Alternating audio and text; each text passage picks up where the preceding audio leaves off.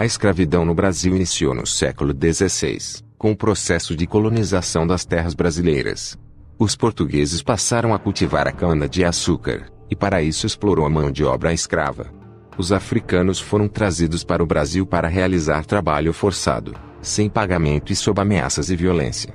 O transporte de escravos da África para o Brasil era feito em condições precárias, amontoados nos porões dos navios negreiros. Muitos morriam durante o trajeto, e seus corpos eram lançados ao mar. Os que sobreviviam à viagem, eram vendidos como se fossem mercadorias. Os escravos pertenciam aos donos de engenho. Eles podiam ser vendidos, doados, emprestados, alugados, hipotecados ou confiscados.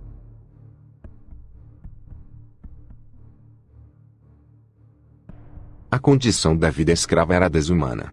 Eles se alimentavam de forma precária, vestiam trapos, trabalhavam em excesso, e eram alojados em galpões úmidos, e sem condições de higiene, chamados de senzala.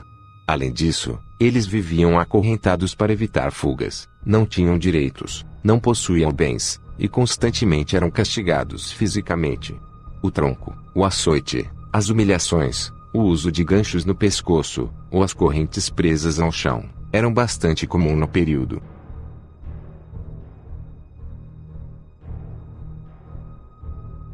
A resistência à escravidão no Brasil, a revolta nas fazendas, e fuga em massa, foram uma das principais formas de resistência escrava.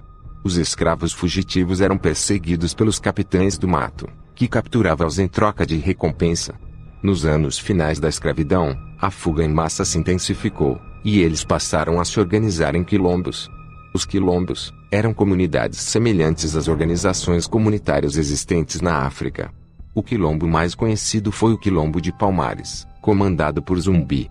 Durante o século XVIII, muitos escravos conseguiram comprar sua carta de alforria, com as economias que fizeram durante toda a vida.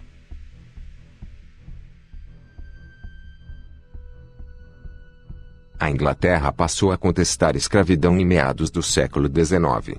Uma vez que o regime de escravidão era incompatível com a nova dinâmica capitalista, era mais interessante que fosse colocado um fim ao sistema.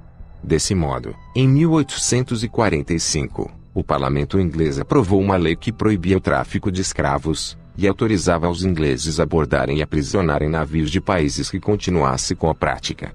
Em 1850, o Brasil cedeu às pressões inglesas, e promulgou a Lei Eusébio de Queiroz, que visava acabar com o tráfico de escravos transportados da África para o Brasil nos navios negreiros.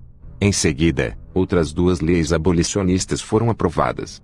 Em 28 de setembro de 1871, a Lei do Ventre Livre foi sancionada, garantindo que os filhos de escravos, nascidos a partir daquela data, não poderiam ser mantidos em cativeiros.